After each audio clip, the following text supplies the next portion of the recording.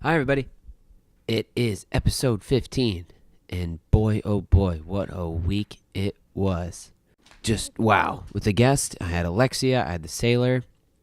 I did like 2 video episodes. I took the podcast on the road and did it from 3rd and Hollywood, which was really fun.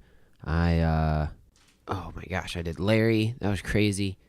That was so crazy. That interview was so wild. And not like in content wise, just of how the magnitude of the whole thing. And before I get into that story, because that's the story of the day for episode 15, I'm gonna pat myself on the back super hard because I'm on episode 15 today, and 90% of podcasts don't make it to episode 13. Don't make it past 13 episodes. My last podcast, What to Do When You're 22, only got to 12 episodes.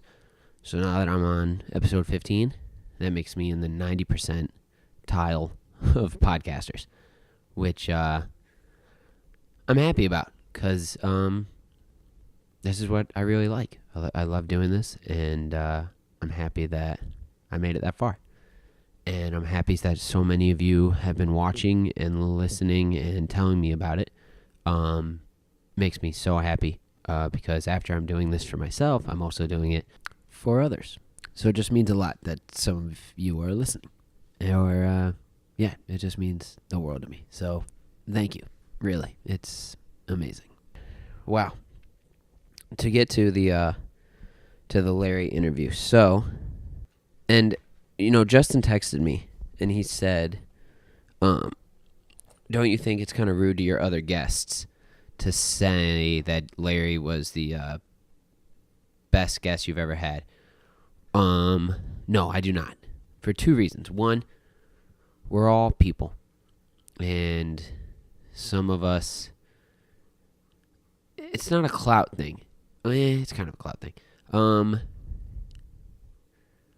The reason why Larry was the best interview ever wasn't because of who he was.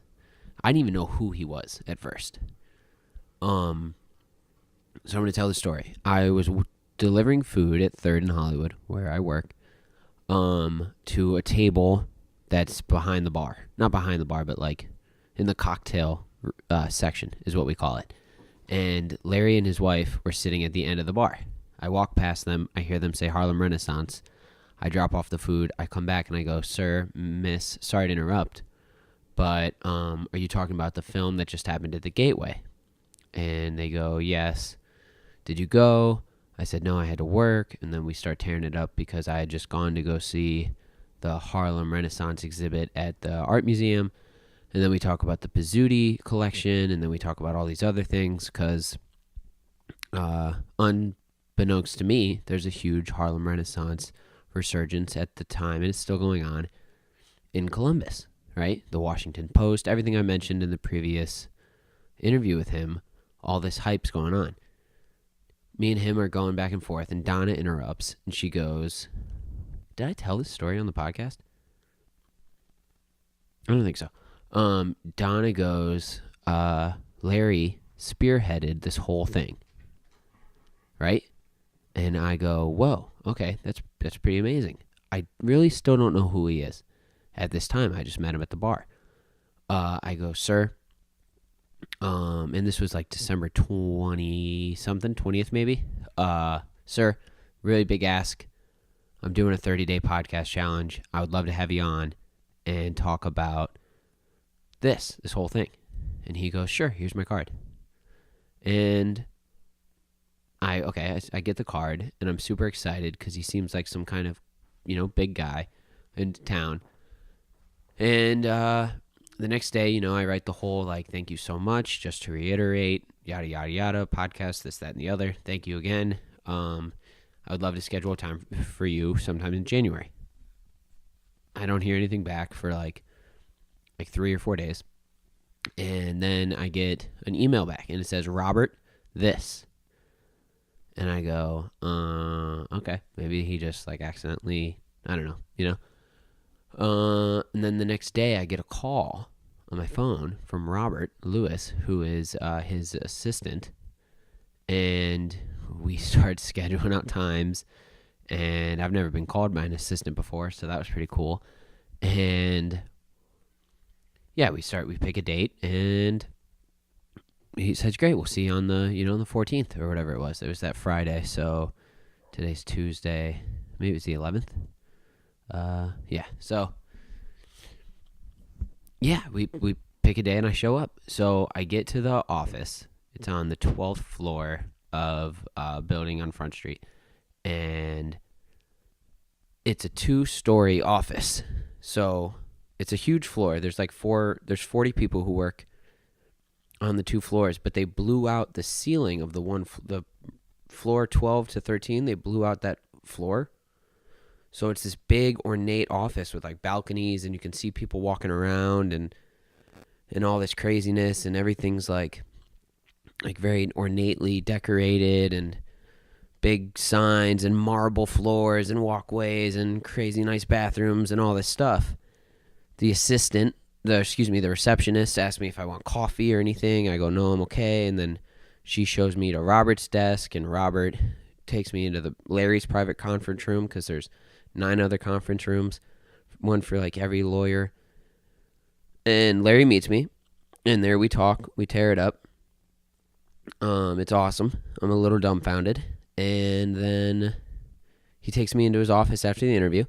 He shows me some of the art in there, including a picture with him and President Obama, who he had at his home. Larry had him over, Barack and the B-Man, to have a private fundraiser at his home for him back in 2008 when he was first doing the campaign tour, which is it's crazy. I've never met anybody who's met Barack, you know what I'm saying, who's had him in his home nonetheless.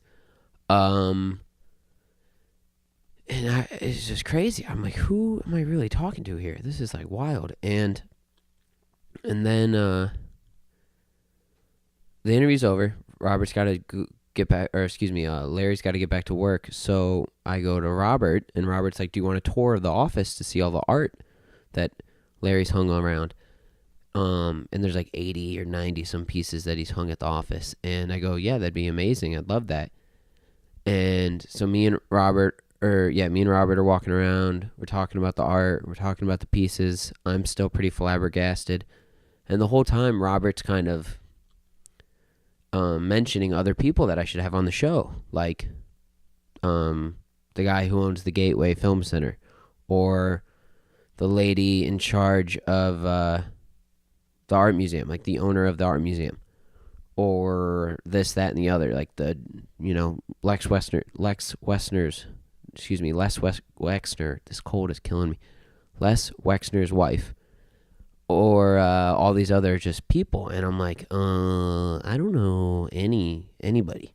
My Rolodex is pretty small. So yeah, I would love to have him on, but I don't. Yeah, thank you. Yeah, I should have him on. That'd be an amazing opportunity. And we make jokes that, like, I'm like, well, you're going to give me your Rolodex now? And he's like, ha, ha, ha. And I'm like, yeah, ha. Like, I don't know.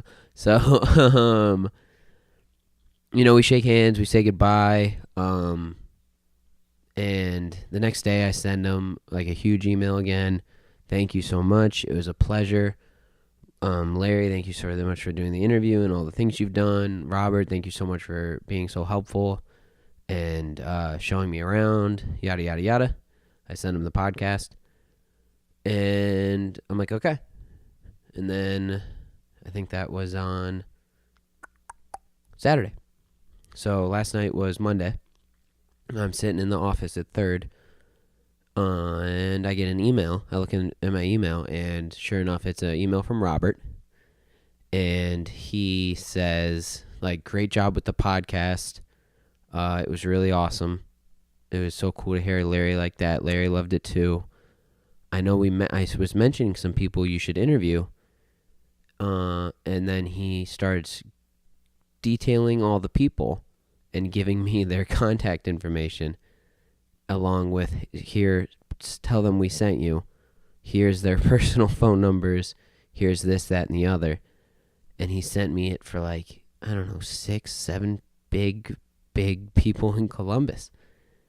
And this, and I even told him while we were walking around that I didn't know who Larry was when I asked him if he wanted to be on the podcast. He just told me he had something to do with the art thing. And he laughed at me because he's like, "Oh, you didn't know who Larry was?" And I was like, "No, I don't know who." I'm just trying to, I don't know. I'm just, kind of going by the edge of my seat here. I don't really have much of a plan for this. And he goes, "Oh, wow, that's amazing." I go, "Thank you." Hold on. I'm going to sneeze.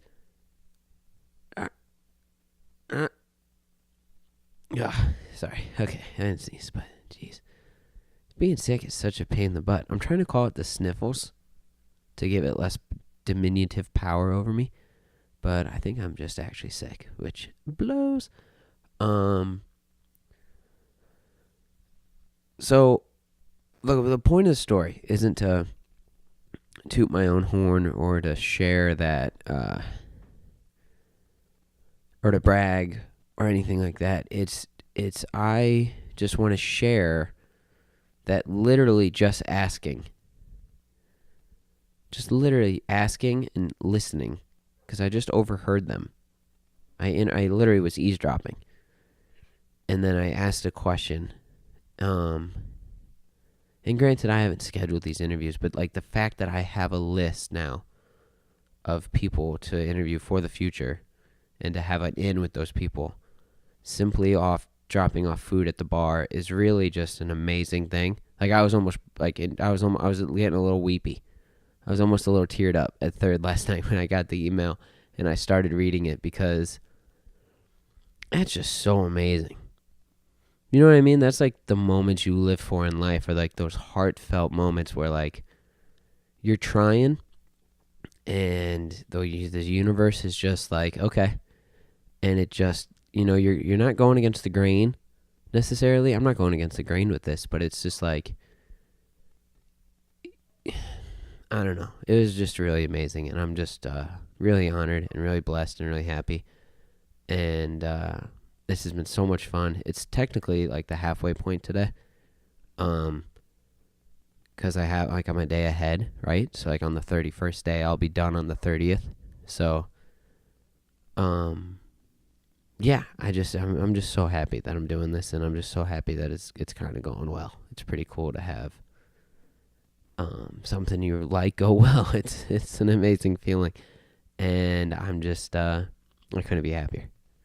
So thank you. Yeah, love you. I love you. I, Jacob Zobrist, love the listener. And yeah, seriously, it's just I just can't say enough. All right, I think I'll leave it there for the day. Keep it short and sweet, because there's been a lot this week. It's been crazy. Goodbye. I'll see you tomorrow, and yeah, thank you so much. Can't wait. Whew. I'm not always right. I'm only trying to be nice with my unsolicited advice.